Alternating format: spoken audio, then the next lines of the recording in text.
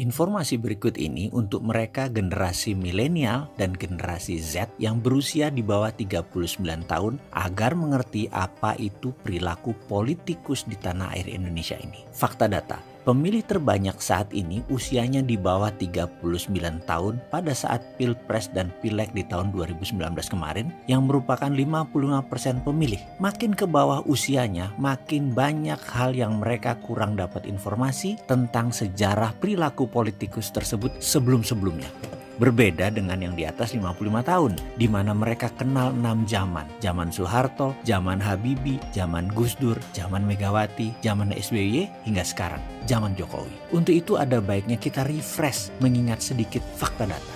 Seorang Fadlizon yang sering dihujat oleh penggemar Pak Jokowi itu adalah juru kampanye pemenangan Pak Jokowi dan Pak Ahok dengan baju kotak-kotaknya di Pilgub DKI 2012. Pak Anies Baswedan yang banyak dimasalahkan urusan banjir baru-baru ini itu tim sukses Jokowi JK plus mantan Menteri Pendidikan Kabinet Kerja. Sebelumnya Pak Anies juga peserta Capres versi konvensi Partai Demokrat. Anies Baswedan dekat dengan JK dan nempel sama Pak Prabowo serta dekat dengan PKS. Padahal dulu Anies sering dituding Syiah oleh PKS. Di tahun 2012 Ahok itu yang menjadi wakil gubernur adalah Gerindra yang memasangkan dengan Jokowi. Ahok yang kemudian di tahun 2017 oleh 212 diserang plus diserang Gerindra juga. Kesimpulan, di tahun 2012 Ahok itu disayang, 2017 diserang oleh Gerindra. Kita lanjut. Kalau SBY bagaimana? SBY itu mantan menterinya Megawati, maju nyapres tahun 2004 bareng Pak JK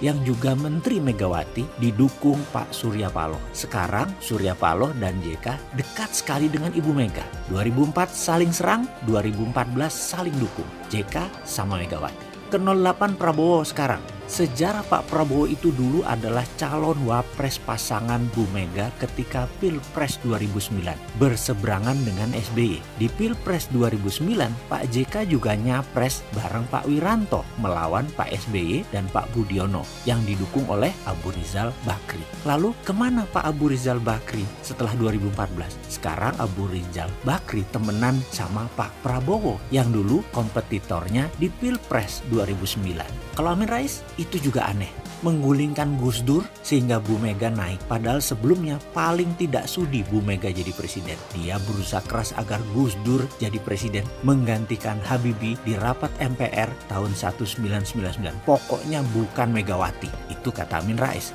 Lalu digulingkan Gus Dur setelah 1 tahun sebelumnya digadang-gadang oleh Amin Rais dan naiklah Bu Megawati. Yang 1 tahun sebelumnya Pak Amin alergi sama Bu Mega. Kalau dipikir-pikir Bu Mega itu memiliki hutang besar atas jasa Amin Rais menjadikannya Presiden Indonesia kelima. Pilpres berikutnya Amin Rais melawan SBY. Amin juga berseberangan dengan Prabowo di Pilpres 2004 dan 2009. Sekarang Pak Amin Rais akrab dengan Pak Prabowo. Padahal dalam agenda di tahun 1998 Pak Amin ini menarget Letnan Jenderal Prabowo untuk diamankan dalam tanda petik. Sekarang Prabowo mengamankan Amin. Kalau PKS semua juga sudah tahu ceritanya. Para kadernya menyerang dengan black campaign menjatuhkan Pak Prabowo di Pilpres 2009 dan di Pilkada DKI 2012. Lalu sekarang berteman akrab sama Gerindra yang selama zaman Pak SBY PKS adalah musuh bebuyutan Gerindra. Di zaman SBY PDIP dan Gerindra oposisi, sementara PKS masuk koalisi di Satgap zaman SBY. Sekarang diklaim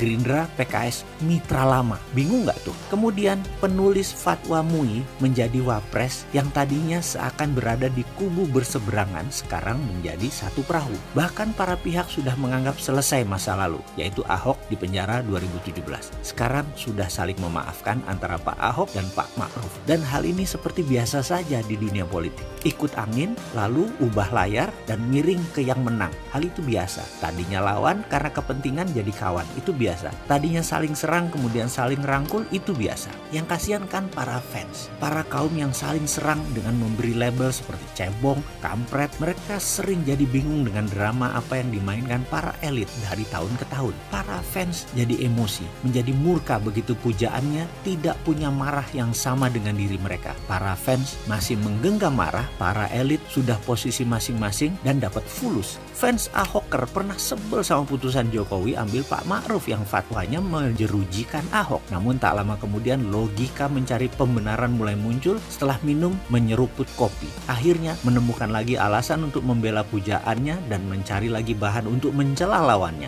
Mulailah saling serang lagi. Karena dasarnya memang pemarah, jadi otak memang terus harus cari alasan untuk bisa marah. Di sisi lain, lucu kan? Para fans saling serang dan tetapi para elit bisa salaman dan ketawa ketiwi. Di sini melihatnya begitu ada angin, salah satu menang, mereka ngikut. Yang penting mulai ikut bermain searah angin. Itulah politikus Indonesia. Begitulah sedikit info wahai sahabat muda yang usianya di bawah 39 tahun yang merasa pujaannya akan selalu sama, memiliki rasa seperti kalian. Jawabannya tidak. Begitu pujaan hati kalian memiliki pendapat yang berbeda dengan marah kalian, langsung kalian memaki pujaan tersebut. Jadi antipati. Lah yang aneh siapa? Jangan pernah berharap politikus pujaan hati kita akan selalu memiliki marah yang sama dengan kita. Misalnya, marah saya pada pejabat yang setuju berhutang dengan Cina Tiongkok adalah marahnya saya pribadi. Dengan alasan pribadi, jadi jangan terkaget-kaget kalau saya ditawari kredit tanpa bunga, tanpa cicilan 10 triliun dari pemerintah agar saya diam, tidak buat video edukasi cara cerdas bernegara. Tawaran itu saya terima. Atau nanti FPI dan 212 mendukung pemerintah. Jangan kaget loh ya, kita rakyat